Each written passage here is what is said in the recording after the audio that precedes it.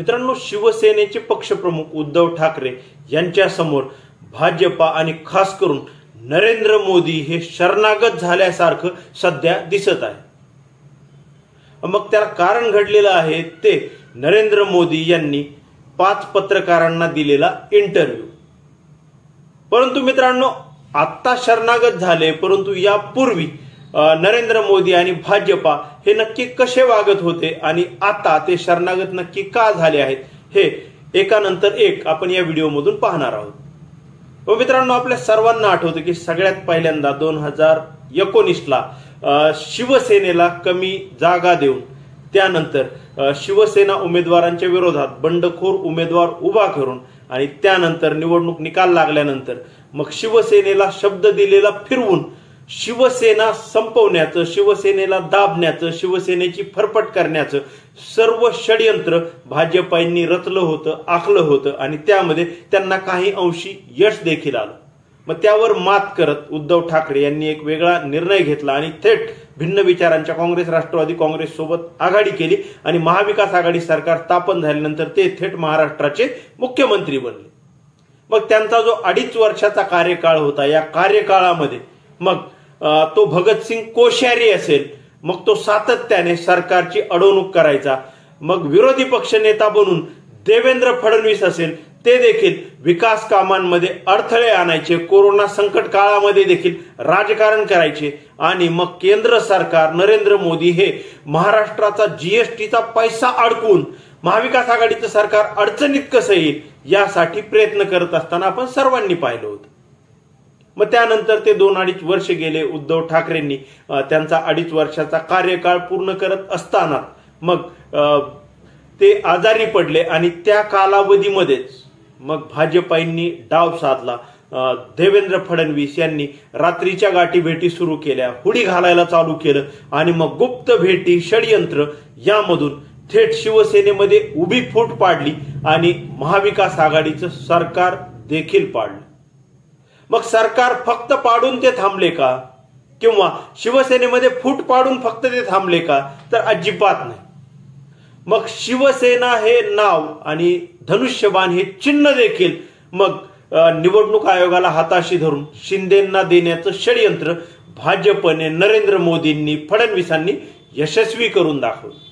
आणि मग त्यांना असं वाटलं की हे सर्व घडल्यानंतर मग उद्धव ठाकरे हतबल होतील, उद्धव ठाकरे शरण येतील आणि जी उर्वरित शिवसेना आहे तर ती संपुष्टात येईल।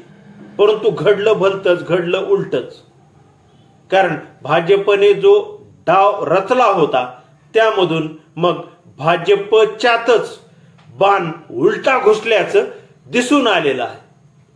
आणि मग सरकार पडल्यानंतर उद्धव ठाकरेंच्या विषयी जी महाराष्ट्रात सहानुभूती तयार झाली होती, उद्धव ठाकरेंनी जे काम केलं होतं त्याविषयी जनतेच्या मनात जी आपुलकी तयार झाली होती, एक कार्यक्षम मुख्यमंत्री, एक कुटुंब प्रमुख मुख्यमंत्री, एक खरं बोलणारा मुख्यमंत्री, एक आपुलकी दाखवणारा जिव्हाळ्याचा मुख्यमंत्री म्हणून जनतेच्या हृदयामध्ये जे उद्धव ठाकरेंनी स्थान निर्माण केलं होतं, त्यामुळे मग मराठी मतं, परप्रांतीय मतं, मुस्लिमांची मतं, दलितांची मतं आणि एकूणच संपूर्ण महाराष्ट्रीयन मतं ही उद्धव ठाकरे यांच्या बाजूने एक सहानुभूतीच्या लाटेने वळल्याचं 2.5 वर्षापूर्वी दिसलं। आणि यामध्ये एक कमालीची गोष्ट अशी की उद्धव ठाकरे यांच्या बाबत जी सहानुभूती तयार झाली होती, भाजपला असं वाटलं की ती सहानुभूती कदाचित 2 महिन्यांनी, 4 महिन्यांनी, 6 महिन्यांनी, वर्षभराने संपून जाईल, परंतु ते तसं अजिबात घडलं नाही।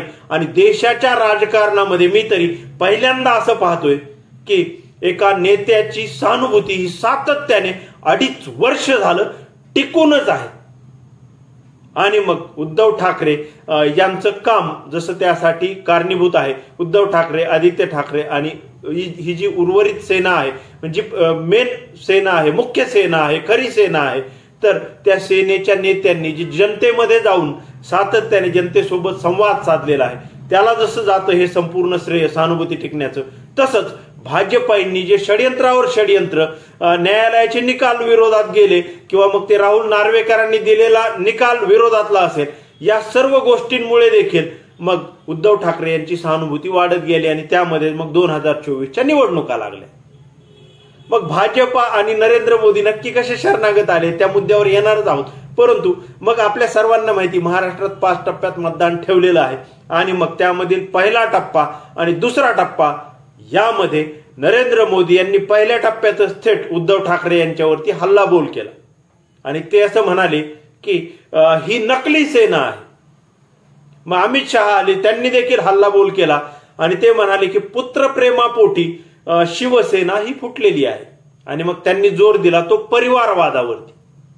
पहिले 2 टप्पे हे उद्धव ठाकरे यांच्यावरती टीका करण्यात गेले. पहिल्या टप्प्यात उद्धव ठाकरेंचा एकही उमेदवार उभा नव्हता, परंतु दुसऱ्या टप्प्यात 4 उमेदवार उभा होते आणि मग तिथे सामना हा होणारच होता. एकमेकांवरती वार पलटवार हे होणारच होते आणि मग उद्धव ठाकरे यांनी देखील त्याला जोरदार प्रत्युत्तर दिलं आणि मग परिवारवाद यावर बोलत असताना मग उद्धव ठाकरेंनी थेट अमित शहांचा मुलगा जय शहा हा जसा बीसीसीआयचा अध्यक्ष बनलेला आहे हा परिवारवाद नाही का असा थेट प्रश्न विचारला. मग सोबतच उद्धव ठाकरेंनी जेव्हा नरेंद्र मोदी नकली सेना म्हणतात तेव्हा न्यायालयामध्ये केस प्रलंबित आहे आणि मग नरेंद्र मोदी थेट न्यायालयाला प्रभावित करू पाहत आहेत का असा थेट प्रश्न विचारला.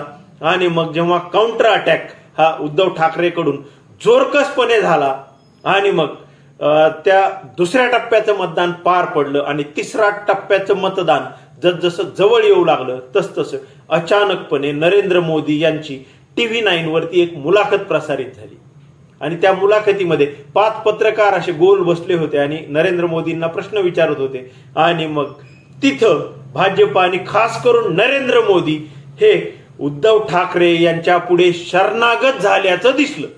मग ते नक्की कसं, तर त्यामधील ठळक मुद्दे असे होते की जेव्हा उद्धव ठाकरे हे आजारी होते तेव्हा मी रश्मी वहिनींना फोन करून त्यांच्या तब्येतीबाबत विचारपूस करत होतो असं नरेंद्र मोदी म्हणाले. सोबतच मग बाळासाहेबांविषयी मला खूप आदर आहे असं देखील म्हणाले आणि सोबतच मग उद्धव ठाकरे यांना जेव्हा गरज पडेल तेव्हा उद्धव ठाकरेंच्या मदतीला धावून जाणारा सर्वात पहिला मी असेल असं देखील ते म्हणाले. मग मित्रांनो हे संपूर्ण जेव्हा ते म्हटले तेव्हा हे सगळं नकली आहे, हे सगळं खोटं आहे, हे सगळे मगरमच्छचे के आसू किंवा पुतना मावशीचं प्रेम अशा अर्थाने आपण बघू शकतो. कारण खरंच फोन केले असतील का, तर आता काही रश्मी वहिनी येऊन स्वतः सांगत बसणार नाहीत खरं का खोटं, परंतु मोदींना ज्या पद्धतीने खोटं बोलायची सवय आहे, रेटून बोलायची सवय आहे, 35-40 वर्ष भीक मागून खाल्ली, कुठं ते नाल्यावरून गॅस काढला आणि कुठं काय केलं आणि मग A+B² ते त्याचं तर काय वेगळंच काहीतरी आणि मग जिकडं जाते तिकडं इससे मेरा बहुत पुराना नाता आहे, उससे मेरा बहुत पुराना नाता आहे आणि मग जुमल्यावर जुमले मारायचे आणि मग वो तो जुमला था, वो तो चुनावी जुमला था असं करून प्रत्येक गोष्ट उडवून लावणारे नरेंद्र मोदी आणि गुगलवर फेकू सर्च केल्यावर, फेकू म्हणजे खोटं बोलणारा, सर्च केल्यावर जे नाव येतं ते नरेंद्र मोदींचं नाव येतं आणि मग अशा फेकू मोदींकडून खरंच ते खरं बोलले असतील का, खरंच फोन गेले असतील का. आता उद्धव ठाकरेंनी याची पुष्टी जरी केली नसली तरी विरोध देखील जोरकसपणे केल्याचं दिसलं नाही, परंतु अप्रत्यक्षरित्या उद्धव ठाकरे हे सातत्याने सांगत आहेत की ते नरेंद्र मोदी हे खोटं बोलत आहेत. आणि मग ही सर्व उपरती, ही सर्व शरणागती नक्की का, तर उद्धव ठाकरे यांच्याविषयी जी सहानुभूती महाराष्ट्रामध्ये तयार झालेली आहे, महाराष्ट्र धर्माचा, मराठी मातीचा चेहरा म्हणून उद्धव ठाकरे ज्या पद्धतीने पुढे आलेले आहेत, राष्ट्रवादी काँग्रेस असेल, काँग्रेस असेल यांचे उमेदवार ज्या पद्धतीने उद्धव ठाकरे यांच्या सभा मागून घेत आहेत, महाराष्ट्रामधील भाजपचा विरोधक चेहरा म्हणून ज्या पद्धतीने आणि जनतेसाठी आपुलकीचा चेहरा, जनतेसाठी कुटुंब प्रमुख म्हणून चेहरा, महाराष्ट्राचा आवाज बुलंद करणारा चेहरा, मोठा करणारा चेहरा, याबाबत जे पाहिलं जातं उद्धव ठाकरे यांच्याकडे, त्यावरून उद्धव ठाकरे यांच्यावर जर टीका केली तर ती टीका अंगलट येणारी आहे आणि मग जेवढं उद्धव ठाकरेंना टीका करू तेवढं उद्धव ठाकरे ते मुद्दे पुन्हा भाजपवरच उलटवतात असं 2-3 टप्प्यामध्ये दिसलेलं आहे. आणि मग ते कसे उलटवतात त्यावर मी स्वतंत्र व्हिडिओ बनवणारच आहे. परंतु मग हे सर्व ग्राउंड लेवलचा रिपोर्ट हा नरेंद्र मोदी यांना प्राप्त झाला असावा, भाजपाईंना प्राप्त झाला असावा आणि महाराष्ट्रामध्ये महाविकास आघाडीचे 32-35 प्लस जागा येत असताना एकंदर परिस्थिती आहे. आणि मग अशा परिस्थितीमध्ये जनतेचा आदर मिळालेल्या उद्धव ठाकरे यांच्यावर टीका करून जमणार नाही. तर मग त्यासाठी मोदींनी मग त्यांचं ते काही एक वेगळं षडयंत्र रचलं आणि मग आपुलकी दाखवण्याचा प्रयत्न केला. परंतु मोदी हे विसरले की महाराष्ट्रातील जनता ही दूधखिळी नाहीये. तुमच्या आमच्या कानामध्ये अजिबात बिड्या नाहीयेत. कारण उद्धव ठाकरे यांचं सरकार पाडण्यामध्ये नरेंद्र मोदींचाच हात आहे. उद्धव ठाकरे यांना 2019ला फसवण्यामध्ये देखील नरेंद्र मोदींचाच हात आहे. शिवसेना फोडण्यामध्ये देखील नरेंद्र मोदींचाच हात आहे. शिवसेनेचं धनुष्यबाण चिन्ह आणि शिवसेना हे नाव शिंदेंना देण्यात देखील नरेंद्र मोदींचाच हात आहे. आणि उद्धव ठाकरे यांना संपवण्याचा प्रयत्न करण्यामध्ये देखील नरेंद्र मोदींचाच हात आहे. ते जेव्हा आजारी होते त्या आजारपणाचा लाभ उठवून मड्यावरच्या टाळूवरचं लोणी खाणारी जे काही प्रवृत्ती असती तशा प्रकारची प्रवृत्ती बनून भाजप हा पक्ष, फडणवीस, कोश्यारी, ते मोदी, शहा हे पुढे आलेले चेहरे आहेत. आणि मग त्यांनी अशा प्रकारची वक्तव्य करणं की अडचणीत उद्धव ठाकरे असतील तेव्हा मदतीला धावून येणारा मी सर्वप्रथम असेल. अरे तुम्ही तुमच्या कुटुंबाचे नाही झालात, तुम्ही तुमच्या पत्नीचे नाही झालात, तर तुम्ही आमच्या देशवासियांचे नक्की काय होणार? तुम्ही तुमच्या पक्षातील बड्या नेत्यांचे देखील नाही झालात. अडवाणीचे काय हाल केलेले आहेत.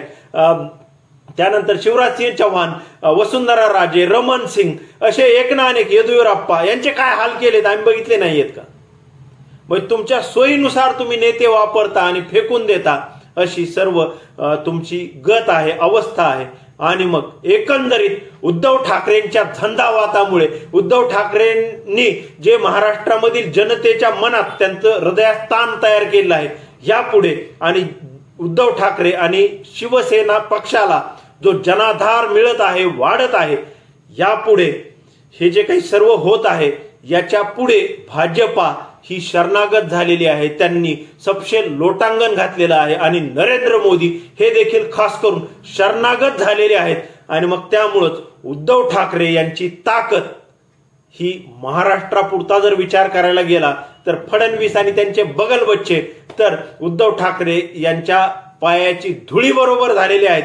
आणि नरेंद्र मोदी सारखा देशभर चालणारा 14ला आणि 19ला नेता देखील जेव्हा महाराष्ट्रात येतो आणि महाराष्ट्राच्या भूमीवरती उद्धव ठाकरे या आपली जी महाराष्ट्राची आवाज बुलंद करणारा शिवसेना पक्ष आहे, त्याचे पक्षप्रमुख आहेत, त्यांच्या समोर सपशेल लोटांगण घेतो, तेव्हा उद्धव ठाकरेंची ताकद ही लक्षात येते. आणि तुमच्या माझ्यासाठी नरेंद्र मोदींनी उद्धव ठाकरे यांच्या समोर लोटांगण घेणं ही एक गौरवाची बाब आहे, महाराष्ट्रासाठी गौरवाची बाब आहे. मराठी माणसासमोर, महाराष्ट्रासमोर दिल्ली झुकल्यासारखे ते सर्व वक्तव्य आहेत. आणि ह्या दिल्ली शहराला झुकवणारं नेतृत्व म्हणून उद्धव ठाकरे यांचं नाव हे समोर येत असताना दिसत आहे. आणि मग मित्रांनो, मी हे जे काही मुद्दे मांडले आणि उद्धव ठाकरे यांच्या समोर ज्या पद्धतीने भाजपांनी आणि खास करून नरेंद्र मोदी हे शरणागत झाल्याचं दिसत आहे, लोटांगण घातल्याचं दिसत आहे, या सर्व मुद्द्यांवरती तुम्हाला नक्की काय वाटतंय कमेंट करून नक्की सांगा.